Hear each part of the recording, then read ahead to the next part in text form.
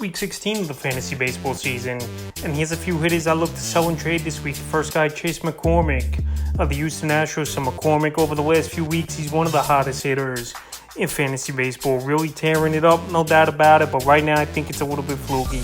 I know last season was a mediocre year for McCormick with 14 home runs, 44 RBIs, and a 245 average, but this season, he's playing good baseball.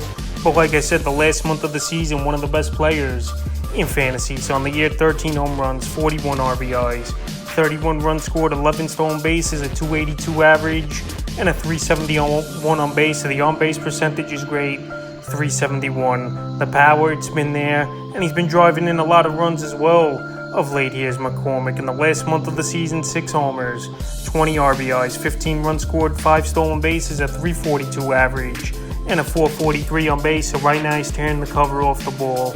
He's driving in tons of runs. And this Astro team, it just seems like every year it's someone new that steps up. This Houston Astro team, and their main piece to the roster, and that's with McCormick.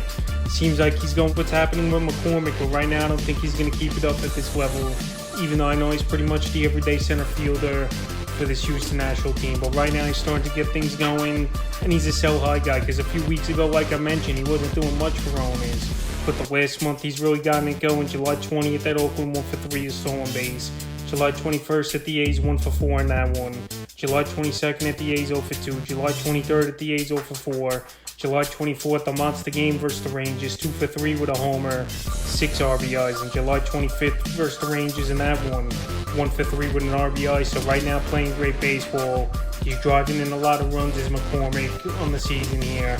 Especially, like I said, the last month of the season, over 20 RBIs in the time. So right now, while he's playing good, I think you could get a good starter in a deal. And this would be the time to sell him off this week, because he definitely could go the other way and cool off. The next hitter is Steven Kwan of the Cleveland Guardians. So Kwan, we know he's a good batting average hitter and the table setter for the Cleveland Guardian team, even though they're one of the weakest hitting teams in the league this season. So on the year here for Kwan, 4 home runs, 34 RBIs, 15 stolen bases, 67 runs, 271 average, and a 342 on base. But over the last 2 weeks, he's been red hot, 2 home runs, 7 RBIs, 8 runs scored, a stolen base, a 341 average, and a 396 on base. If you're looking for stolen bases and runs scored, or if you're the Kwan owner, obviously, and you like what he's doing for your team, you could keep him. But right now, I think he's playing a little bit over his head with the batting average over the last few weeks here is Kwan.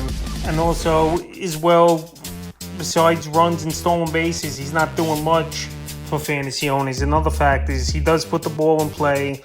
Like I said, I know he's a table setter, but there's not much in this lineup this season besides Josh Naylor and Jose Ramirez, the big bats in this lineup to drive Kwan in. So the last few games for him, July 21st versus Philly, 2 for 5, a run and a rib. July 22nd versus Philly, 0 for 4. July 23rd versus Philly, 4 for 5, a homer, 2 RBIs.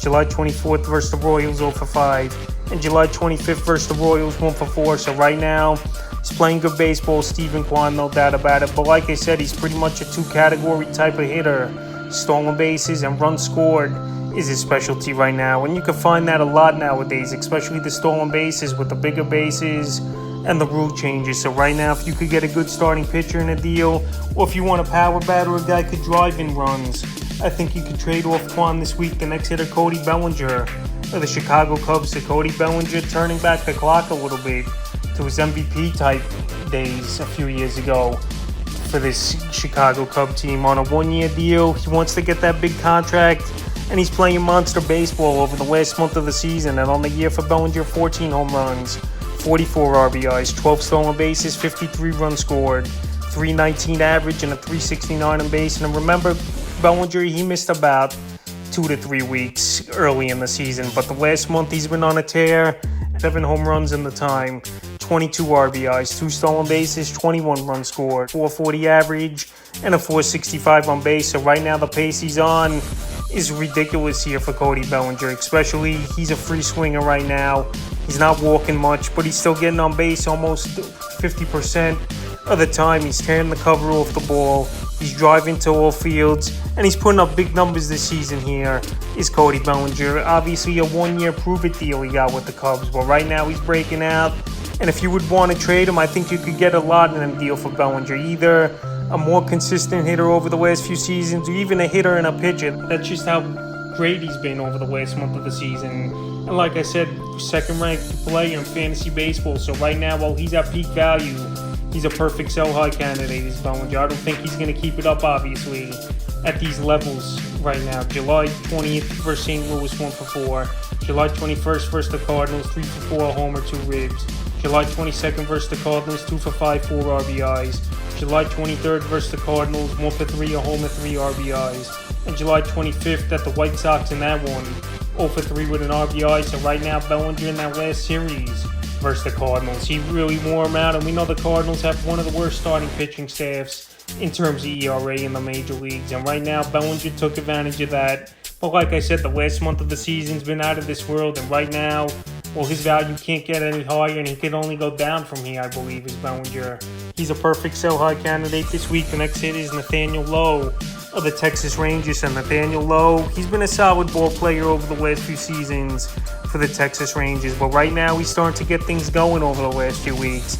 And another player playing over his head where the numbers can't go anywhere but down. So on the season, 11 home runs, 54 RBIs, 67 runs scored, a 284 average, and a 375 on base. So that is a great on-base percentage, no doubt about it, here for Nathaniel Lowe. In the last month of the season, 3 home runs, 13 RBIs, 17 runs scored, 323 average, and a 405 on base. So right now, I know this Texas Ranger team, them are the Atlanta Braves, most likely the best hitting team in the major leagues here. And he's batting in a good lineup, but with Corey Seager out, that's some protection out of the lineup here for Nathaniel Lowe, even though obviously he's batting third in a prime position for this Ranger team. But like I said, over the last month of the season, he's really playing great baseball, and I don't see him keeping up at this pace. So right now, I think you can get a good starting pitcher in a deal.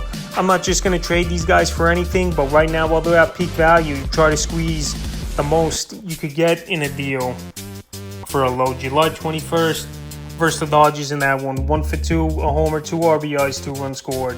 July 22nd versus the Dodgers, 2-for-4, 2 ribs. July 23rd versus the Dodgers, 1-for-3, a run and a rib. July 24th to Houston, 1-for-3, 2 runs, an RBI. And July 25th to Houston in that one, 1-for-4. So right now, playing good baseball, driving in runs, he is Nathaniel Lowe.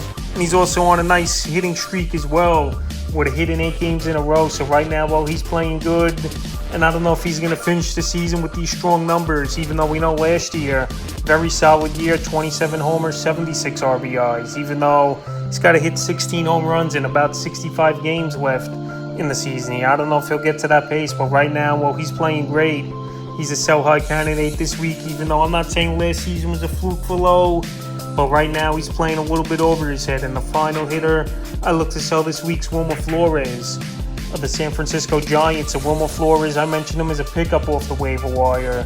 And over the last 2 weeks, his percentage, he went from 15% owned to 39% owned now in fantasy leagues. So on the season for Flores, 13 home runs, 32 RBIs, 30 runs scored, 295 average, and a 353 on base. So that batting average is a huge bump up from pretty much his career. He's been a 240, 250 hitter tops, is Wilmer Flores. But right now, the last month, he's on a tear, 6 home runs, 9 RBIs, 10 runs scored, a 386 average, and a 426 on base. So over the last month, he's been one of the better hitters in fantasy baseball. And the other great thing about him as well is obviously the versatility. First, second, and third he qualifies here. And he's a big part of this Giant lineup, usually hitting anywhere from second to fifth in the lineup here is Flores. So right now, we know he's had some pop throughout his major league career, starting with the New York Mets, and he's a pretty clutch hitter for them as well in big situations. And right now here with the Giants, he's playing good, but I don't think he's going to keep this average up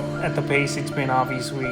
I know this season with the shift changes and stuff, some hitters, they've been hitting for a higher average, but I don't see Flores keeping it up this season. So right now, the last few games, July 20th at the Reds, 1-for-3, a homer. July 21st, sat at the Nats. The 22nd, sat at the Nats.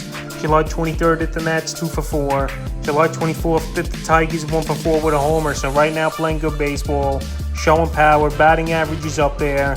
And right now, with the versatility as well, I think you could get a good starting pitcher in a deal here for Flores. So that's a few hitters I look to sell and trade here in Week 16 of the fantasy baseball season.